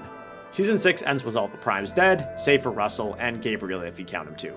They also get Shade Hedda out of Maddie's mind once and for all, although the code is still lingering out there because... why not? Octavia is revealed to have this strange tattoo markings that resemble the symbols of the Anomaly Stone that reside beneath Gabriel's camp. We get led into one of the more confusing cliffhangers of the show. Gabriel's Anomaly Stone activates by using Octavia's markings, and then appears the character Hope, who is Dios's daughter. Without explanation, Hope stabs Octavia, who is sucked away by the Anomaly Portal, leaving Bellamy in shambles. In conclusion, I had a blast with this season. It's definitely different, as it didn't have the morally conflicting decisions that the 100 was known for, but obviously you can't just do the exact same thing every season. And I think this switch up of a new planet, coupled with the Primes and their scheming, was just a great season to bridge us into the new world of the 100. You know, Shade Hedda stuff aside, it really felt like the show was back in action. It's too bad that the next season would be the final, and sadly, we end on a very low note for the show. Cue Season 7. I've dropped hints throughout this video that I am not happy with Season 7. There are highlights in this season, no doubt, but for a final season, you need to stick the landing, and Season 7 just didn't do it. There were a lot of factors going on behind the scenes that really affected the outcome of this season. Unfortunately, things had taken a turn for the worst for some of the cast. Before Season 7 had started, Eliza Taylor and Bob Morley had publicly announced that they were in a relationship with one another, and before shooting, they had suffered a personal tragedy. As a result, rewrites were arranged for the characters Clarke and Bellamy, both having the least amount of screen time that either character has ever had in previous seasons. Bob Morley was a prominent character for just about 3 episodes of Season 7. You also had one of the cast members speak out about their experience on the show, and not in such a positive light. I'm talking about Jared Joseph, who plays Nathan Miller, a character who's been around for 7 seasons, and he's hardly even a character. Seriously, there's nothing I can tell you about the guy at all other than that his character is gay, and that he is really loyal to Octavia in Season 5. The actor himself also seems to agree with this notion. On a podcast with a friend of his, also keep in mind that this podcast was released while the final season was still airing, Jared Joseph stated this. I've already mentioned that my character doesn't really do much on the 100. And I was there on that show to fill a part.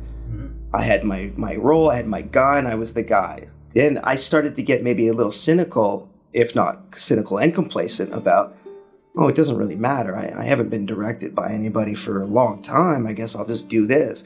Do you not ruffle feathers? Do you just hold the damn gun and make a facial expression? Like, I honestly became confused about what my whole position there was. And I searched for answers. I tried to talk. But when it seemed like no one was interested in me improving this character or improving my work, or I honestly, to be honest, I never knew why I was there half the time, Andrew. And it didn't seem like anyone was in a rush to tell me or to help me figure it out. It's very heartbreaking to hear about an actor that can spend 7 years on a show and then have the character that you played for that long receive nothing for it. No satisfying development or arc. You're just sort of there. Look, I know I have yet to talk about this season, but I'm bringing up all these events to paint a picture to you all of just how things were behind the scenes during the making of Season 7. If Jared Joseph's comments were an implication of anything, it might just be a telling sign that many of the cast and crew's hearts just weren't in it anymore. A lot of things had to be rewritten as they were shooting to make up for Bellamy's absence. So when you have the spontaneous storytelling, coupled with the actors just being over the whole thing, I get why this season turned out the way that it did. But without further ado, let's talk about Season 7. Season 7 picks up exactly where we left off at the end of Season 6. Sanctum is in a bit of disarray now that the Primes were exposed as frauds. After Octavia is kidnapped, Bellamy is also kidnapped, and we now have the emergence of a brand new faction known as the Disciples. They are another human faction from a completely separate planet in which they traverse worlds through the use of the temporal anomaly. Their primary goal is to transcend the human race, but what does that exactly entail? Guess we'll have to watch to find out. It was announced in advance that this was in fact the final season of the show, which in my mind was strange. Not that I want the show to carry on for too long. I mean, most of my favorite shows have ended around the 5-season mark roughly. It's just with the whole book 1 thing at the end of season 5, you would think there would be more storylines planned for the show. Now, regarding the beginning, I actually think the season starts out kind of alright.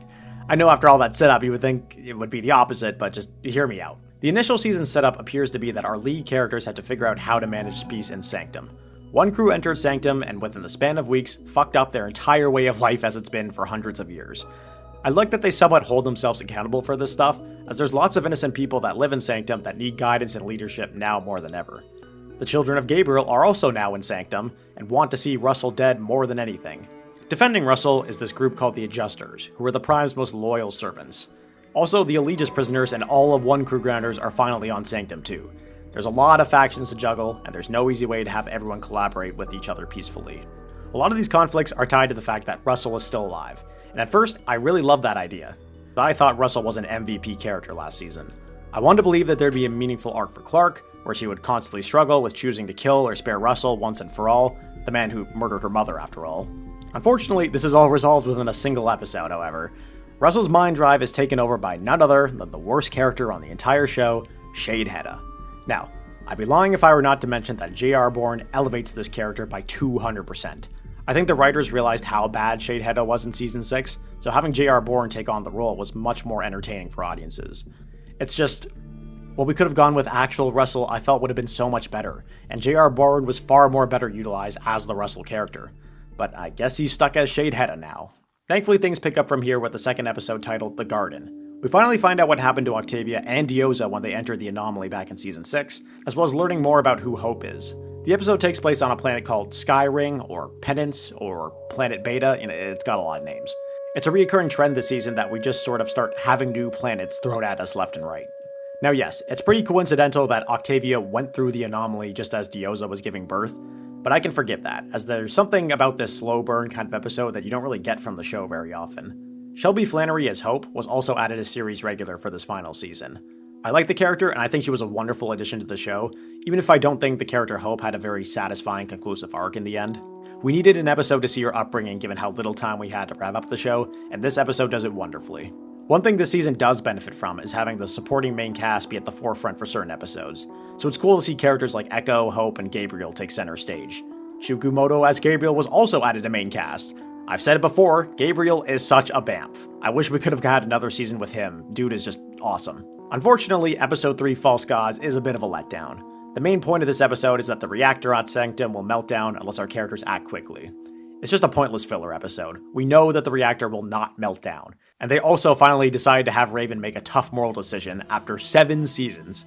They needed 7 seasons to finally have Raven make a choice where she is directly responsible for some deaths. I feel like this should have happened way earlier in the show, when every other main character was dealing with this exact same experience. By episode 4, we have a team comprised of Clark, Raven, Jordan, Nyla, and Miller, who all meet the Disciples and then leave Sanctum in search of their missing friends. The thing is, these characters leaving creates an issue for the whole Achieve Peace in Sanctum plotline that has taken shape. You would think that they would have at least left Jordan in Sanctum. There was actually a setup for the character at the end of Season 6 to be aligned with the Adjusters, and we get a bit of that at the start of Season 7. But nope, he just goes off with Clark and company. I like the Jordan character, but I'd be lying if I didn't say that his arc sort of feels directionless at times. Anyways, the issue that I'm referring to regarding the Sanctum plotline is that we are left with characters like Murphy, Amori, Jackson, Indra, and Maddie, all of whom, unfortunately, I don't think are strong enough characters to carry this Sanctum plotline. Yes, I love Murphy, and I think Indra and Amori are both cool characters, but with everything they just introduced with the Disciples, coupled with the fact that the second most important character on the show is missing, it just feels like such a useless B-plot at this point. You cannot convince me that any of the audience actually cares about what's going on with the Children of Gabriel or the Adjusters. Their plotline came and went, and now those factions are just kinda here. Russell is dead unbeknownst to them. There are no more Primes in Sanctum. It just feels like a waste of time seeing these factions bicker over characters that don't even exist anymore. Jumping ahead to the end of episode 5, we actually see Bob Morley appear as Bellamy again, which is pretty crazy.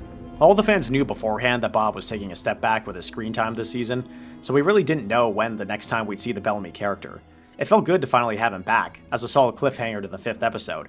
But then they just make him disappear again, where you have this disciple grenade that knocks him into the anomaly, but everyone thinks he died. It's just so frustrating. But of course, the circumstances surrounding this probably forced the writers to create scenarios where he was able to fulfill appearing in a certain amount of episodes, even if it was for just less than a few minutes. In episode 6, we're on an ice planet. It's whatever. I mean, we don't see much of the planet because they go inside a cave for budget reasons. The following episode, we get a lot of pertinent information regarding what the series finale will ultimately come to. We learn about the concept of transcendence, which... do not even get me started on that. We also get a cliffhanger that introduces Bill Cadigan, who I think is a solid final antagonist and definitely should have held more of the limelight than Shade Hedda. Following in episode 8, we get Cadigan's proper introduction, but in a different way. This episode is actually a backdoor pilot to the 100 prequel series that was in development at the time. Initially, they had planned a potential prequel show based on the beginning years of the apocalypse. Well, as most of you probably know, the prequel never ended up happening. I, for one, am fine with that. Even being the grounder lore connoisseur that I am, I didn't really find myself particularly interested in these characters we're introduced to in this flashback episode. Though I don't mind the episode itself, as we get some cool lore drops like seeing the first survivors who stayed in the Second Dong bunker, the explanation as to how Cadigan got to planet Bardo, and the fact that there was an anomaly stone inside the vault the entire time. It's not something that I mind at all.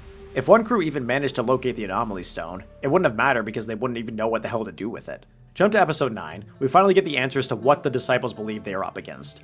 Octavia, Echo, and the Diosas get to see the actual planet's surface of Bardo, above the disciples' base. Bardo is this stormy, crystallized world. According to the disciples, the Bardoans were punished for losing quote-unquote the last war. To the disciples, the last war is a prophecy that they believe humanity will eventually have some sort of final battle to determine the fate of the entire race. But if a race or species were to win their own last war, then they would transcend. To be honest, this has to be the most batshit crazy thing that the show has introduced up to this point, and I don't even remember being that shocked when it happened. I sort of just stopped caring about how ridiculous it was, but more curious as to what the last war was supposed to look like. But that doesn't matter, since the fact that Jordan, within the span of a couple of hours, was able to figure out that the disciples are completely wrong about the last war, and that it's most likely a test. Like, come on, guys. It just feels like nobody cared with the writing this season. I get that the disciples are a cult and will believe anything that they're told, but Cadigan said that these messages were being studied for hundreds of years. The disciples improperly deciphering the text is totally believable. I get that. But you're telling me that Jordan figured it out in less than a few hours? I mean, give me a break. Eventually, Shade Hedda has to drop the guys around all the Sanctimites and just reveals that Russell is in fact dead. Seeing Shade Hedda dressing up in grounder outfits is pretty goofy, just given how J.R. Bourne was playing the Russell character previously. It just makes me take the character less seriously if I'm being honest. Although on one positive note, Shade Hedda wipes out both the Adjusters and Children of Gabriel, two of the most useless factions in Sanctum, so hooray! We also get to see Indra eventually throw down with Shade Hedda. The fight is cool, I'll give them that.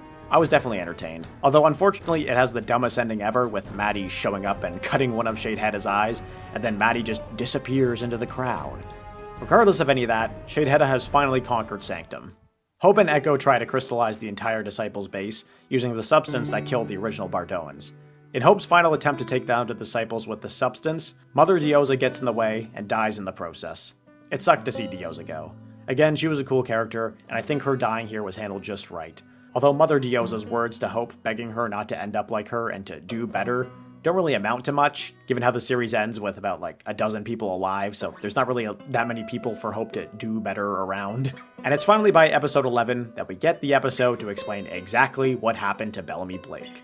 Bob Morley has finally returned. And honestly, this episode is pretty good on its own. What brings it down is unfortunately what happens with the Bellamy character after this episode, but as an episode for the grand return of a beloved character, whom we think will stick around until the end of the show, it's pretty good. Bellamy and a disciple named Doucette are stuck on a new planet known as Etheria. The two of them are a solid duo this episode. Watching Bellamy nurse Doucette back to health, and then slowly building up a bond between the two was great to watch. The two are forced to ascend a mountain to reach the anomaly portal that will return them back to Bardo. During their journey, they find a cave of those who have transcended, presumably the race of aliens that resided on Etheria. Now, on first viewing, I was ready to call BS on anything with Last Wars or Transcendence because it just felt like such a jump the shark kind of thing, and obviously it still does. I just felt like there had to be something more to this Transcendence thing. It couldn't be that there was some higher being judging everyone. That's just some baloney that the disciples believe. Yikes. Anyways, Bellamy for a moment gives into Doucette's belief system and begins praying to the Shepherd, which that title refers to Cadigan himself. Through his prayer, Bellamy sees his mother in physical form. On a rewatch, it makes me wonder if Bellamy's mom is just some projection of his version of the Judge, but he was more than likely hallucinating from being in the cave for several months. But I honestly don't know. Given how the show ends with space gods, I really can't tell what is real on this show anymore. As Bellamy has slowly but surely warmed up to the disciple cult and its ideals, he's forced to take a physical and metaphorical leap of faith off the mountain and into the anomaly portal. He does so, and he arrives on Bardo safely, but unfortunately, who comes out of that portal is no longer the Bellamy that the characters, or we the audience, knew. The following episode, The Stranger, is of course in reference to what Bellamy has become. The episode is Bellamy going from room to room where his friends are kept prisoner, where he cold-heartedly explains why he betrayed them. He still loves them and wants them to transcend and all that, but he's just a completely different person. And it's way too jarring. Even if I enjoyed the previous Bottle episode, you can't have him fully brainwashed within a single episode. It just doesn't work like that. All they've done is undo years of character development. This new person he's turned into is so frustrating to watch. And then he just allows Clark to be tortured by the disciples! Like, what is going on? I have to say though, the ending of this episode where Clark and company teleport to Sanctum, seeing formerly Russell dressed up as Shade Hedda on a skull throne, is just, it's priceless, and it's a great cliffhanger moment. And so, we have finally reached the contender for the most controversial episode of the 100, Season 7, Episode 13, titled Blood Giant. Most of this episode is actually good. It's really only the conclusion that drops the ball tremendously. The episode also gives Gabriel a final solid episode for himself, before his end in the following 14th episode. Watching him hallucinate Josephine, and then him to be the one to destroy the flame, is such an awesome moment for the character. Gabriel was the first character that got Cadigan to finally drop his cocky demeanor for once, and I'll always respect him for pulling that off. But then, the infamous conclusion to this episode happens. Clark takes Cadigan hostage, and all of her friends go through an anomaly portal, but Clark forces Bellamy to stay back. That is until Shade Hedda tells Bellamy that he can assist him with identifying Maddie's drawings within her notebook. Clark tells Bellamy to relinquish the notebook, but Bellamy refuses, wishing to give it to Cadigan. Reluctantly and tearfully, Clark shoots Bellamy in the chest, killing him. Oh, time to rant. Where do I even begin? I was in complete disbelief when I saw this happen.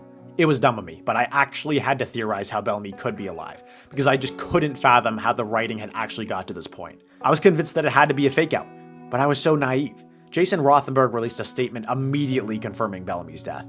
It didn't help. Fans were furious. Twitter was ablaze. Again. Reactors had just given up on the show when there was only a few episodes of the entire series remaining. There's so many things to be upset about with this. The fact that all of this is because Bellamy had joined a cult, not because it made sense for the character, but because the writing made him stupid, or the fact that Clark was so hell-bent on getting a notebook from Bellamy that she didn't even get said notebook back. Or the fact that all of this hinges on the fact that Clark made this choice in order to protect her plot device daughter instead of her best friend Bellamy, who she has known since the very beginning of the series. Yes, we know Bob Morley needed his mental health break. That should always come first and foremost for any human being. When the shoot dates for the final season were set, the production likely couldn't reschedule an entire season to accommodate one actor. The show had to go on, they had to do rewrites, and unfortunately the writing for the Bellamy character suffered because of it. But, dare I say, could there be more to this? As I stated previously, an actor like Ricky Whittle was more than willing to be open about how he was allegedly treated negatively on the show. But I have yet to mention that Bob himself stated at the end of Season 6 his own dissatisfaction with the show. Have you guys ever heard of Bellark?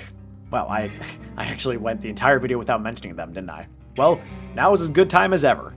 If you were living under a rock, shipping characters on the 100 was an immensely popular thing to do. And Bellark is the ship between Clark Griffin and Bellamy Blake. It has to be the biggest ship the show has ever seen.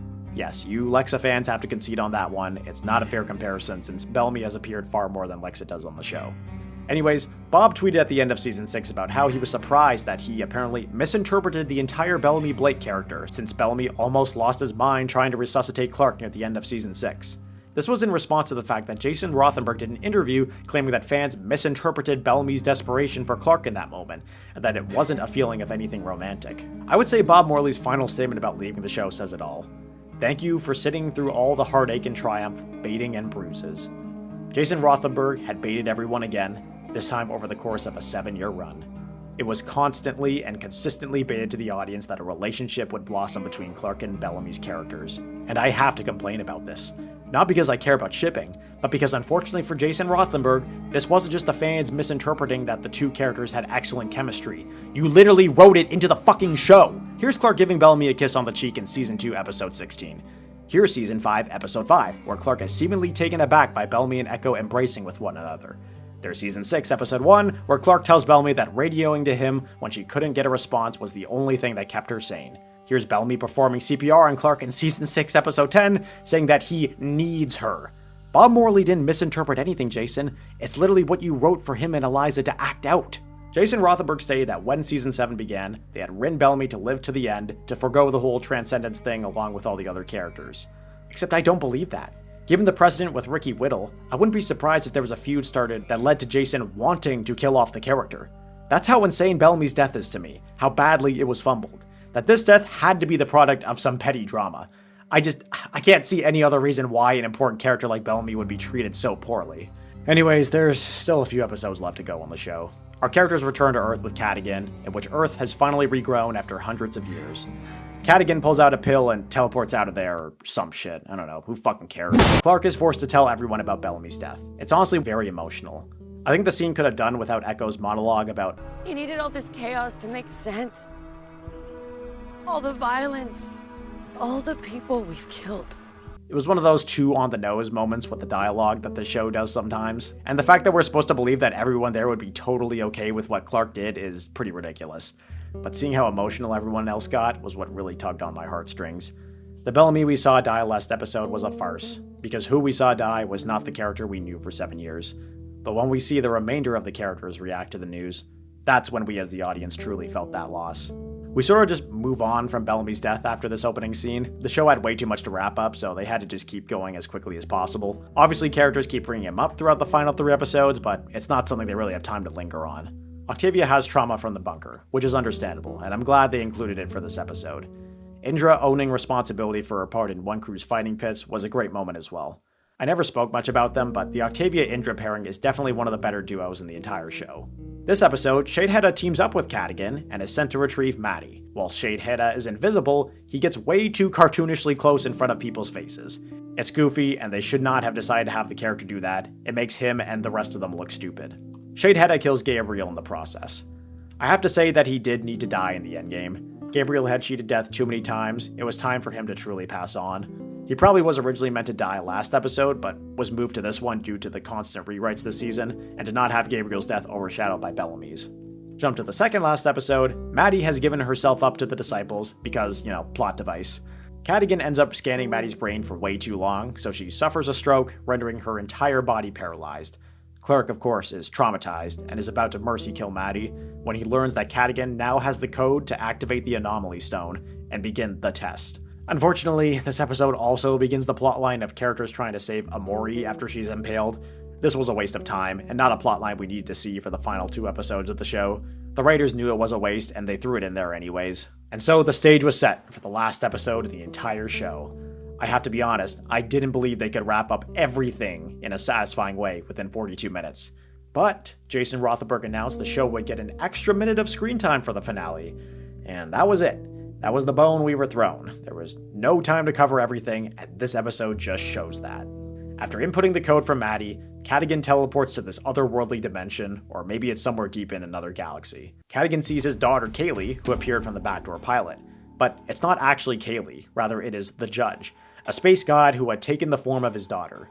The Judge is the one who is the evaluator of the test, the one who decides if one's race of beings is to be crystallized or transcend. Yes, we are actually ending the series with space gods that judge species. Okay. I don't think any of that really warrants a rant. The sentence I just uttered basically speaks for itself. But Jordan was correct. It truly was a test, and Cadigan is ready to answer the Judge's questions. If he fails, humanity goes crystallized. If he succeeds, they achieve transcendence. but before he could even get a word in, he is shot dead by Clark. I actually like this. Though I would have been interested to hear Cadigan's defense of humanity, I love the swiftness of his demise. A man who played God for centuries was killed so easily, and he was just like any other human, fragile and mortal. After Clark killed Cadigan, she sort of inherited being the test taker, and the judge had taken the form of, you guessed it, the fan favorite character, Lexa. If they were going to do one fan servicey thing for the finale, I guess this was the most optimal choice. The judge tells Clark that she has demonstrated why humanity should not be saved, and you know what? Clark tells her, hey, this is bullshit. Your whole space god thing of judging species is dumb and hypocritical. You just genocide races you don't like. And like, holy shit, is Clark ever correct? The whole thing is just dumb and hypocritical. A judge who decides the fate of millions or billions of others based on their opinion of one individual? Regardless, the judge sends Clark away. She has failed the test for humanity. Raven then decides to take the test herself. She sees Abby take the form of her judge, which is a choice that definitely lines up with the character. They witness the final battle take place between one crew and the Disciples. This is probably the most awkward battle in the whole show, and a letdown for a series finale. It's just weird seeing them standing in these perpendicular lines facing each other. It looks way too clean and perfectly organized. Good God, then you have Levitt, Octavia, and Echo running into a line of fire between both factions and somehow barely surviving. And then the battle abruptly stops, but only because the best thing ever could have possibly happened. Indra takes a prisoner's Gatling weapon and blows up Shade Hedda. He's finally gone, guys. You know, given how easy and inconsequential it was to have the Adjusters and Children of Gabriel killed, you probably could have just killed Shade Hedda the moment you discovered him, like halfway through the season. Ah well. Anyways, Shade Hedda dying was enough to get everyone on both sides to stop shooting, I guess. Octavia gives a big speech to both factions, and the judge gets to see humanity can change. So the judge decides that humanity can in fact transcend. The thing is, Raven didn't actually do anything here. Yes, she stalled the judge a bit longer and got her to see that humanity could do better, but she sure as hell did not plan out any of the aforementioned events to transpire. And there's no good way to write a peaceful solution to any of this.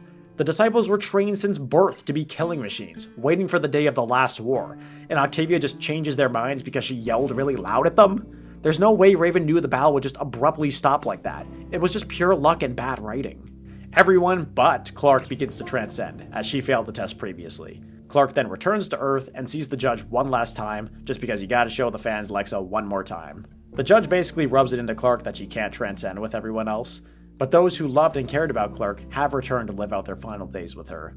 All the remaining main characters join Clark as the final members of the human race, and then the show concludes. I'll just get out the way. I don't think a lot of these characters would or should have stayed back for Clark. Characters like Miller, Jackson, Indra, Gaia. Heck, I feel like Nyla would have also wanted to stay back in Transcendence. Also, Levitt. Really? Now, in spite of the subpar writing that got us to this point, the conclusion, I did find it heartwarming. Even though I think the circumstances that we've arrived at are very stupid, I was also the one who agreed with the notion that we just watch this show because we love these characters and we love to see whatever crazy scenarios they end up in. And you know what? I'm really touched by the fact that Clark has people that would give up transcendence so that she wouldn't be lonely for the rest of her life. But unfortunately, this judge space god thing ending was a detriment for the show. I think the show asked way too many important questions about how the world would be after the conflict with the Disciples wrapped. As I said before, Dioza asked that her daughter Hope would do better and be better than her. What would that have looked like for the Hope character? It feels like there wasn't really a proper conclusion for that arc or setup. A couple episodes prior, Gaia also asks an important question: what are you supposed to do when a fanatical leader dies, as they will just be replaced? That question also wasn't answered, because humanity just transcends right after Cadigan died. And the fact that they transcend was stupid, because that assumes the judge just knows that these humans would never ever fight again. Like, how do you know that for sure? If the judge is really that omnipotent, then I guess I'm just stupid, because we know damn well that there wouldn't be peace forever. All of these questions go out the window, because the space god solved everything. It's just so disappointing. One of the main questions asked throughout the show is it worth surviving if you must do all these horrible things to survive? The characters used to make morally questionable decisions to save those that they loved. And if the answer to everything is just keep making tough decisions until you transcend with space gods, it feels like there was never a point to any of this. This show, I obviously had a very strong love-hate relationship with, and despite how much negativity I threw out in this video, I still look fondly back on the 100. It really should have just been some cringy teen drama that I would have dropped after 2 episodes, but it really did have something special going for it. I think the show just had this underdog quality to it that made me root for it to keep coming back and doing better each and every time. The way that it expanded from the initial premise of 100 dumb teenagers surviving on post-apocalyptic Earth to switching to these same characters fighting countless bloody battles and making difficult morally gray decisions, the transition was just so seamless and effective. As someone who wants to be a storyteller and writer myself, there's something inspiring about seeing the 100 have the transformation that it did. That you don't have to be boxed in by the tropes or pitfalls of the genre you've chosen. That you can make something beyond better than what it should be, and take it to heights that no one could have ever expected.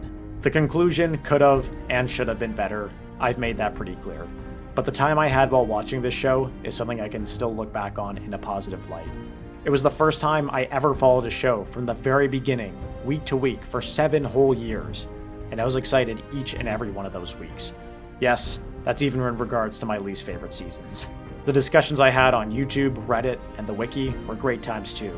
Having a community to talk about the show we love while eagerly awaiting each new installment was just so much fun. In spite of my ranting, I do want to thank many of the cast and crew for everything they gave us, and I really do appreciate all the fans for all the discussions and theorizing we got ourselves into. And you, the viewer, thank you so much for watching this. Hope you enjoyed it, and I hope to do another video like this in the future. You can please stay older.